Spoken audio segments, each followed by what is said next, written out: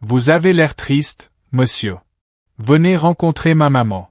Et pour la première fois depuis longtemps, le directeur de l'entreprise sourit.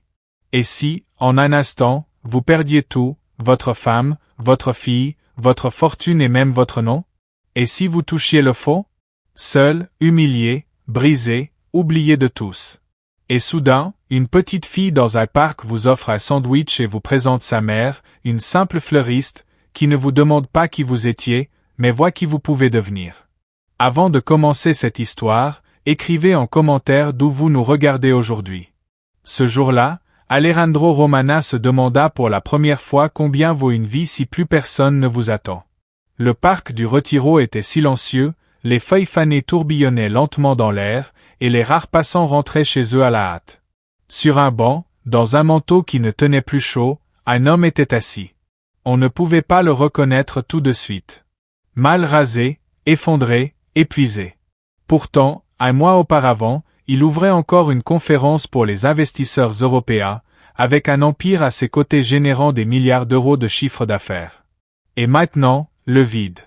Une semaine plus tôt, Elena, sa femme, était partie, laissant un mot et une notification de l'avocat. Elle avait emmené Sofia, leur fille de 9 ans, ainsi que la moitié de leur fortune, emportant avec elle les restes de leur ancienne vie. Alejandro s'était dit qu'il surmonterait cela. Après tout, il était un homme aguerri, habitué aux affaires, aux pertes, à la pression. Mais ce soir-là, quand l'inspecteur l'avait appelé pour lui annoncer l'ouverture d'une enquête, ses jambes avaient cédé pour la première fois. Les médias s'acharnaient sur lui. Son visage était partout, le roi est tombé, l'escroquerie financière de l'année. Romana, génie ou fraudeur? On l'accusait de blanchiment, de manipulation, de falsification de rapports. Les investisseurs se retiraient, ses employés gardaient le silence, les partenaires lui retiraient leur confiance. Il était seul. Complètement seul. Le 3e jour après le début du scandale, il vint pour la première fois dans le parc. Il ne savait pas pourquoi, il marchait comme une bête blessée, sans sentir ni ses jambes ni le temps. Il s'assit sur le premier banc venu. C'est ainsi qu'il se retrouva là, sous un marronnier qui perdait ses dernières feuilles. Le vent était frais, une seule pensée tournait dans sa tête, est-ce que cela vaut encore la peine? Il ne remarqua même pas la petite fille en manteau rouge qui s'approchait. Elle le regardait fixement, puis demanda soudain, « Pourquoi êtes-vous triste ?» Alejandro sursauta. Elle était trop près. D'ordinaire, il l'aurait ignorée, mais aujourd'hui il ne le pouvait pas. C'était comme ça. Quelqu'un est mort? Non. Ou plutôt, si. Il esquissa un sourire. Tout ce que je connaissais est mort. C'est triste, dit la petite. Je m'appelle Emma, et vous? Il hésita. Alejandro. Joli prénom. Vous voulez un sandwich? Ma maman les fait très bons. Il la regarda, sans savoir quoi répondre. Une femme s'approcha alors. Élancée, au visage simple, au regard fatigué, avec un panier à la main. Pardon, elle peut être un peu envahissante, dit-elle en souriant. Je suis Lucia. On vient souvent ici pour déjeuner. Vous voulez vous joindre à nous? Il voulut refuser. Tout en lui s'y opposait. Il était un homme de pouvoir, avec des bureaux à travers l'Europe, escorté par des gardes du corps. Et voilà qu'il allait s'asseoir sur une couverture, manger des sandwichs faits maison avec une inconnue et sa fille. Pourtant, il acquiesça. Ils s'assirent dans l'herbe. Lucia sortit des sandwichs simples au jambon et au fromage, un petit thermos de chocolat chaud. Emma bavardait sans arrêt. De l'école, de son chat bandit, de ça dont tombait la veille. Alejandro mangeait en silence, gêné. Mais à chaque minute, il se sentait un peu plus au chaud. Pas à cause de la nourriture, mais du ton, de l'odeur de lavande des vêtements de Lucia, du rire d'enfant. « Vous faites quoi dans la vie ?» demanda Lucia calmement. Il se figea. « Je travaille dans les affaires. » En pause en ce moment. « D'accord, » dit-elle en hochant la tête. Elle ne posa pas d'autres questions. C'était étrange, presque irréel. Lui, traqué par les journalistes et les tribunaux, assis là avec une femme ordinaire et sa fille, mangeant du pain, buvant du chocolat, écoutant parler de dents et de chats. En partant, il la remercia. Lucia sourit. « Revenez demain. Emma sera ravie. Et moi aussi. » Cette nuit-là, il ne put dormir. Et le matin, il retourna au parc. Le surlendemain aussi. 3 jours plus tard, il les attendait déjà sur le banc. Il ne savait pas encore que la fillette en manteau rouge ne lui avait pas seulement tendu un sandwich, mais tendu la main et l'avait tiré du vide. Il arriva au parc 1 heure avant l'heure habituelle, bien qu'il n'y eût pas vraiment d'heure fixée. Lucia ne disait jamais « rendez-vous à telle heure » ni « à demain ». Mais il savait qu'elle viendrait, et il voulait être là le premier. Comme autrefois, lorsqu'il arrivait en avance aux réunions pour se sentir confiant. Aujourd'hui, il n'y avait plus de confiance. Mais un frisson étrange, presque comme la peur de manquer quelque chose de vrai. Emma arriva la première. « Tu es venu » cria-t-elle joyeusement. « Maman, il est venu. » Il rit. Le mot « tu » le déstabilisa. La dernière personne à l'avoir tutoyé était son père, il y a 20 ans. Lucia arriva un peu après, portant le même panier. Cette fois, il y avait des petits pâtés et du vin chaud dans un thermos en métal. Petit changement de menu, dit-elle avec un sourire discret. J'espère que ça ne vous fait pas peur. Au contraire, répondit-il. Je ne me souviens même plus de la dernière fois où j'ai mangé ça. Alors commençons une nouvelle tradition. Ils mangèrent en silence. Emma tressait une couronne de pissenlit. Le soleil filtrait à travers les branches, laissant des taches dorées sur le visage de Lucia. Elle ne posait pas de questions. Ni sur le scandale, ni sur les affaires, ni sur les cernes sous ses yeux. Et dans ce silence, il y avait une tendresse qui lui avait manqué toute sa vie. « Tu as des enfants » demanda Emma en levant les yeux. La question le prit de court. Il se figea. « Oui » répondit-il enfin. « Une fille, Sophia. 9 ans. Presque ton âge. Et elle est où » Il détourna le regard. « Avec sa maman. Pas avec moi. » Emma hocha la tête sans insister, mais ajouta après 1 minute. « Elle doit être triste sans toi. » Il sentit son souffle se briser. Il ne répondit rien. « Emma est très sensible » dit Lucia plus tard alors qu'ils marchaient ensemble. « Parfois, j'ai l'impression qu'elle voit plus que les adultes. »« Ça se voit » sourit-il. Elle avait posé la question la plus douloureuse avec une telle simplicité. « Est-ce que tu aimes ta fille ?» Il s'arrêta. Plus que tout au monde. Alors tout peut encore s'arranger. Les semaines passèrent. Il venait au parc chaque jour, parfois avec du café, parfois avec des petits pâtés, parfois juste pour voir Lucia remettre une mèche de cheveux derrière son oreille, entendre Emma chanter sa chanson sur le canton, écouter leur voix, pure, libérée du mensonge, de la peur, de la réputation. Il racontait des histoires de son enfance à Valence, du jour où il avait volé une orange en vitrine et s'était fait taper sur les doigts, de sa première transaction, du moment où Sophia l'avait appelé « papa » pour la première fois. Parfois, il en oubliait presque qui il avait été. Un soir, il resta tard. Lucia l'invita à l'aider à porter le panier. Au-dessus de sa boutique de fleurs se trouvait un appartement chaleureux, avec un plancher en bois, l'odeur de lavande, des livres, une photo d'Emma accrochée au mur. De la simplicité. De la chaleur. « Tu restes pour le thé » Il resta. C'est ce soir-là qu'il décida, « Je ne peux plus me cacher. » Il posa la tasse sur la table. « Lucia, il faut que je te dise la vérité. Je ne fais pas simplement des affaires. »« Je sais » répondit-elle calmement. Il se figea. « Tu sais ? J'ai vu ton visage dans les infos. Ton nom aussi, dès les premiers jours. Mais j'ai décidé que si tu ne voulais pas en parler, c'est que tu en avais besoin. Je ne suis pas ami avec les gros titres. Je suis ami avec l'homme qui apporte des pâtés et sait écouter. » Il ne savait que dire. Une boule dans la gorge l'empêchait de parler. Lucia le regardait avec calme, sans pitié, juste avec confiance. « Tu as peur qu'on ne te croie ? » « Oui, » répondit-il. « Je n'y crois même plus moi-même. Là-bas, dans l'entreprise, c'est plus complexe qu'il n'y paraît. Je ne comprends pas comment on m'a piégé ni pourquoi. Et si tu savais qui t'a fait ça ? » Il serra les doigts. « Je récupérerai mon nom, moi-même, pour Sophia. Alors commençons par te retrouver toi-même. » Il quitta Lucia ce soir-là en étant un autre homme. Il lui restait à affronter ses ennemis, la trahison, le passé. Mais cette fois, il avait un sol sous ses pieds. Un sol chaud, réel, fait d'une couronne de pissenlit et d'un simple thé au miel. Le printemps arriva doucement à Madrid, sans trop de mots, à la manière de Lucia. Les fleurs s'ouvraient plus tôt que d'habitude, et le parc du Retiro retrouvait sa vie. Alejandro y allait désormais comme s'il allait au travail, mais non par obligation, par envie intérieure. En quelques semaines, cet endroit était devenu son seul espace sûr. Lucia l'accueillait sans question. Emma, sans condition.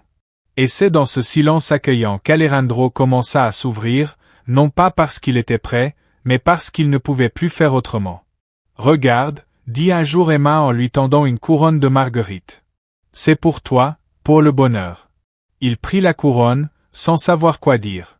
Ce n'était pas un homme qui croyait à ce genre de choses, mais à ce moment-là, il y crut. « Et tu crois que ça marche ? » « Seulement si tu y crois, » répondit Emma avec une confiance absolue. Plus tard, alors qu'il triait des tulipes fraîches dans la boutique de Lucia, Alejandro dit soudain. Sofia avait fait une couronne pareille, à la campagne, avec des pissenlits.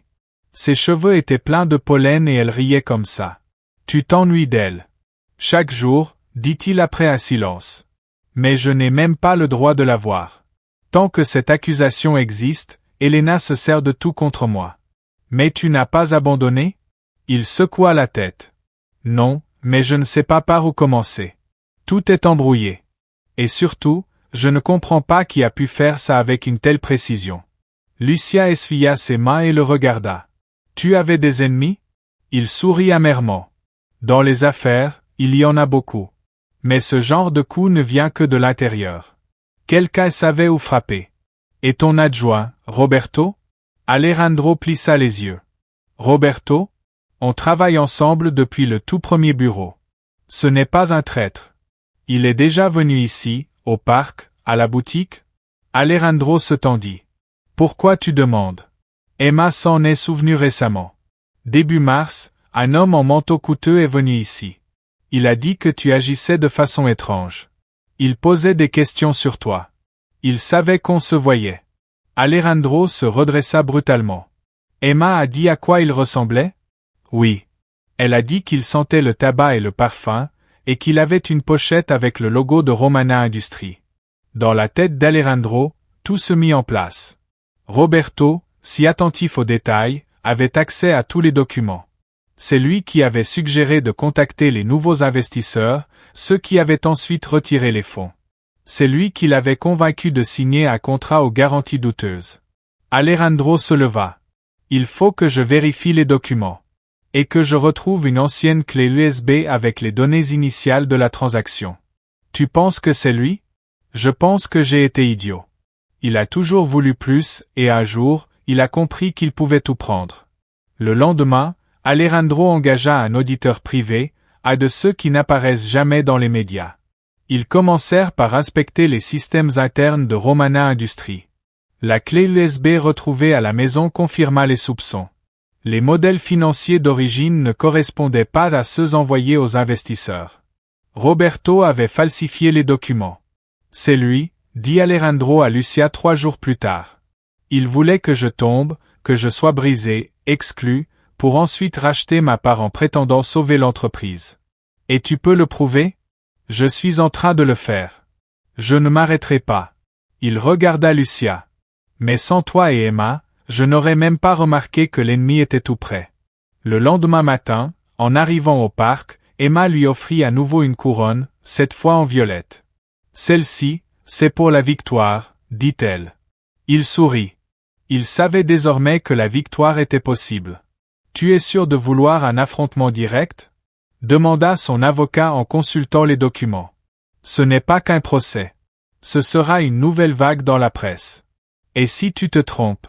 Je ne me trompe pas, coupa Alejandro. Roberto ne s'est pas contenté de trahir.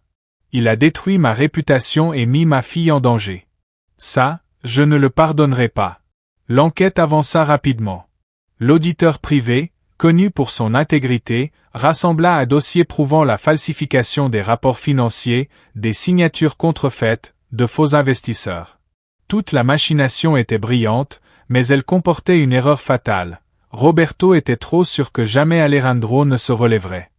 Ils avaient trouvé la correspondance. Des transactions, des appels d'offres émis par des sociétés fictives. Les preuves s'accumulaient comme l'eau derrière un barrage avant la rupture.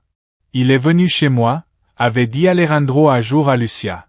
Il savait comment je vivais, il connaissait Sofia, il riait à ma table. C'est pour ça que sa trahison fait si mal. Il était plus proche qu'un frère. Mais maintenant, tu vois qui il est vraiment. Et surtout, je vois qui je suis sans lui, sans tout ça. Lucia lui tenait la main. Dans le silence de sa boutique, entouré de roses, de chrysanthèmes et de tournesols, il se sentait vivant, fort, au point de décider un soir, il est temps de tout régler moi-même. Il est entré dans le bureau sans se cacher. La secrétaire, surprise, s'est écartée. Dans le bureau, Roberto se tenait près de la fenêtre, une cigarette à la main. Quand il croisa le regard d'Alejandro, il ne sembla pas surpris. Il sourit à peine. « Je t'attendais. »« Alors, ne perdons pas de temps, » répondit calmement Alejandro. « Tu as falsifié les rapports, fait intervenir de faux investisseurs, fait chanter le conseil d'administration. Tu as tenté de prendre le contrôle de l'entreprise pendant que j'étais au plus bas. » Roberto haussa les épaules. « Je ne l'ai pas voulu. Je l'ai presque fait. »« Tu as perdu, » dit Alejandro. « J'ai les documents, les signatures, les échanges, les témoins. » Roberto soupira et écrasa lentement sa cigarette. « Tu es devenu faible. Tu te lamentais sur un banc de parc, à parler avec des fleuristes, pendant que je préparais mon plan. »« Tu te trompes, » répondit Alejandro. « Ce sont elles qui m'ont rappelé qui je suis. Sans costume, sans argent, juste un homme. Et tu sais quoi? Cet homme-là est bien plus fort que celui qui te croyait encore son ami. » 2 jours plus tard, Roberto fut arrêté. Le parquet confirma, falsification de documents, fraude, tentative de prise de contrôle d'entreprise. Les médias publièrent des articles au titre nouveau. Alejandro roman blanchi. La vérité révélée. Trahison interne. Dénonciation du vice-président. Alejandro obtint la garde partagée de Sofia. Le juge, après avoir pris connaissance des nouveaux éléments, modifia les conditions. Sofia était de retour. « Papa, dit-elle, la première nuit qu'elle passa à nouveau avec lui, j'ai toujours su que tu reviendrais. » Plus tard, il l'amena dans le parc, là où tout avait commencé. Lucia était là, Emma aussi. Les filles s'entendirent immédiatement. « Tu la connais » chuchota Sofia. « C'est Emma, » répondit Alejandro. « Grâce à elle, je ne me suis pas effacé. Et grâce à sa maman, je vis à nouveau. » Il comprenait désormais que la vraie force ne vient pas de la victoire, mais du fait de ne pas abandonner. Même dans un parc. Même sur un banc. Même avec une couronne de marguerites entre les mains. 6 mois passèrent. Tout avait changé, et pourtant tout était à sa place. Le même parc Retiro, les mêmes arbres, désormais couverts de feuilles d'été. Le même banc, repeint, nettoyé, comme en signe de pardon. Mais à la place de la solitude, un mariage. Oui, un mariage. Simple, chaleureux, presque familial. Alejandro portait un costume clair, sans cravate. Lucia, une robe simple, mais élégante, avec de la broderie. Emma tenait un panier de pétales. Sofia était demoiselle d'honneur. Elle riait, se chatouillait, s'emmêlait dans les rubans et rigolait de voir Alejandro si nerveux. Et il l'était vraiment. Pas avant une négociation, ni avant un discours, mais avant une promesse. Simple, mais sincère. Être là, aimer, protéger. Autour d'eux, uniquement des proches. Ceux qui étaient restés, quoi qu'il arrive. Quelques amis, quelques anciens collègues, les voisins de Lucia, la grand-mère de la boutique d'en face, l'avocat devenu presque un ami, le cuisinier qui avait fait un gâteau en forme de couronne de marguerite. On avait l'impression que tout le bruit du monde était resté à l'extérieur du parc. Ici, une île. Celle que chacun cherche toute sa vie. Quand ils échangèrent les anneaux, Emma murmura fort. « Maintenant je peux t'appeler papa numéro 2. » Sofia, sans hésiter, ajouta. « Et toi, maman numéro 1. » Les rires parcoururent l'assemblée. « Ça ne me dérange pas, » répondit Lucia. « Si votre papa est prêt pour un rôle aussi difficile. »« Il l'est, » dit Sofia avec assurance. « Il l'est déjà. » Après la cérémonie, Ils allèrent à l'endroit habituel, sous le vieux marronnier près du banc. Ils étendirent des couvertures, posèrent des paniers. Emma distribua des sandwichs, comme le premier jour. Sofia prépara du cacao dans un thermos. Lucia sortit une salade et des pâtisseries maison. Alejandro mangeait et riait. Et ce n'était pas le rire forcé d'autrefois. C'était un rire vrai, chaleureux, libre. Tu n'imaginais pas que ça finirait comme ça, dit Lucia, assise à côté de lui. Il secoua la tête. Ce premier jour, je ne voyais aucune fin. Juste le vide. Je voulais disparaître. Je ne savais pas que quelqu'un pouvait simplement venir et dire « Viens manger un sandwich ». Parfois, tout commence avec du pain et du jambon. Parfois, tout commence avec une fille en veste rouge. Il regarda Emma, puis Sofia. Elles tressaient ensemble des couronnes de marguerite. Comme avant. Comme maintenant. Comme pour toujours. Tu sais, dit-il doucement. Autrefois je pensais que le bonheur, c'était des chiffres, des millions, du pouvoir, des contrats. Maintenant, je sais. La vraie richesse, c'est la main de quelqu'un dans la tienne. C'est rire de choses simples. S'endormir avec l'odeur de lavande. Se réveiller au son d'un ronflement d'enfant. Lucia se pencha vers lui. Alors peut-être que tu pourrais devenir copropriétaire de ma boutique de fleurs? Avec plaisir. Mais seulement comme assistant junior. Alors, balaie le sol. Aujourd'hui c'est ton tour. Ils rirent. Le soleil déclinait. Les filles dansaient sur un vieux morceau espagnol qui jouait depuis une enceinte portable. Le vent faisait voler les pétales dans l'herbe. Et le monde semblait respirer calmement. Ainsi se termina une vie. Et une autre commença. Sans milliards. Sans gros titres. Sans peur. Mais avec des tartes, de l'amour. Et cet arbre. Celui sous lequel une fille en veste rouge s'était approchée un jour d'un homme. Et avait changé son destin. Juste comme ça. Pour toujours.